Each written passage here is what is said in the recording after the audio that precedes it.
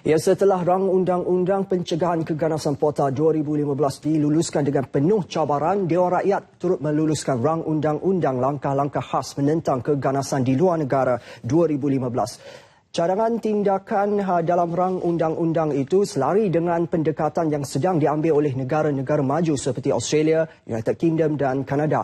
Langsung dari Parlimen, Syahrir Sarapudin bersedia untuk memberikan perinciannya. Jadi Syahrir, apa yang terkandung dalam rang undang-undang tersebut dan apakah perbezaan antaranya dengan POTA? Syahrir. Rang undang-undang yang baru, mungkin ramai lagi yang masih keliru mengenai rang undang-undang yang Ivan sebutkan tadi.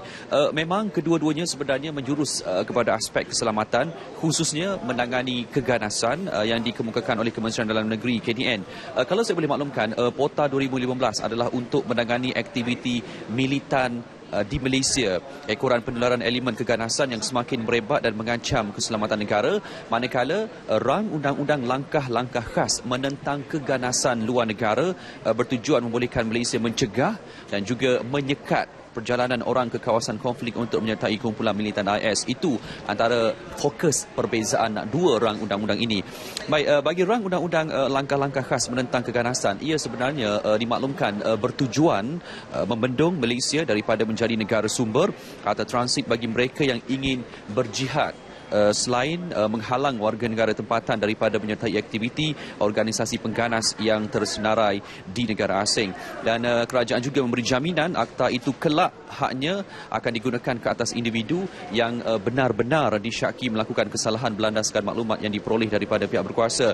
Ia melibatkan 5 fasal utama yang memeruntukkan kuasa kepada Ketua Polis Negara dan Ketua Pengarah Imigresen untuk menggantung atau membatalkan dokumen perjalanan yang dikeluarkan terhadap individu yang disyaki. Baik, kita dengarkan kembali antara reaksi anggota Parlimen berhubung sokongan mereka terhadap rang undang-undang tersebut. Kebanyakan daripada ahli-ahli Parlimen termasuk pembangkang, saya tengok mereka pun tidak ada alasan untuk menolak RUU ini, kerana RUU ini penting dalam keadaan dunia hari ini. Kita perlu supaya penguasaan diperketatkan dan kuasa diberi kepada IGP adalah kena pada masanya.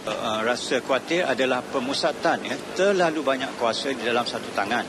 Kerana itu kita menyatakan bahawa judicial review atau hak untuk mereka menggunakan proses perundangan mesti ada. Kalau keselamatan dan keamanan tergugat, maka negara juga akan tergugat.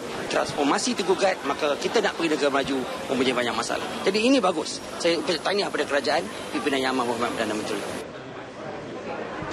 Baik, juga untuk makluman para penonton sekalian, Dewan Rakyat juga telah pun meluluskan rang undang-undang penjara kurungan pindaan 2015 yang antaranya memberi menteri kuasa untuk menetapkan lokap di mana-mana balai polis dan bangunan mahkamah sebagai tempat perlindungan bagi pengurungan orang yang direman di bawah Akta Pencegahan Keganasan 2015. Itu mengenai rang undang-undang. Apapun kalau saya boleh kongsikan juga untuk lintas langsung dengan hari ini berkenaan dengan sesi soal jawab lisan yang berlangsung pada hari ini. Secara keseluruhannya 75 soalan diajukan, 8 dijawab sempat dijawab dalam durasi masa sejam setengah tadi, dan soalan pertama adalah mengenai bantuan rakyat satu Malaysia yang mana telah pun dimaklumkan di Dewan pada pagi tadi penerima bantuan rakyat satu Malaysia BRIM yang menipu dan mengambil voucher lebih daripada sekali akan disenarai hitam. Yang mana Timbalan Menteri Kewangan Datuk Ahmad Maslan menyatakan surat sudah pun dihantar kepada semua individu yang dikenal pasti terbabit melakukan tindakan tidak amanah itu, dan sekiranya berdegil dan tidak memulakan wang tersebut, kelayakan sebagai penerima BRIM dibatalkan. Antara cara penipuan yang juga dikongsi oleh Datuk Ahmad Maslan pagi tadi adalah penerima membuat pengakuan voucher asal yang diambil telah hilang dan memohon voucher baru, sedangkan voucher asal telah ditebus kepada tunai. Dan akibat penipuan terbabit, kerajaan menanggung bayaran berlebihan berjumlah RM3,337,200. Ini antara yang ditegaskan Datuk Ahmad Maslan. Mana-mana yang tidak memulangkan, ada juga yang merayu supaya bayar secara ansuran. Kita bagi jugalah peluang itu. Tetapi yang tak bayar langsung, confirm kalau Selangor, nama mereka disenarai hitamkan daripada penerima BRIM untuk tahun-tahun berikutnya. Blacklist, tak akan dapat terima lagi BRIM sebab menipu, dan apabila kita minta pulang, mereka tak pulangkan.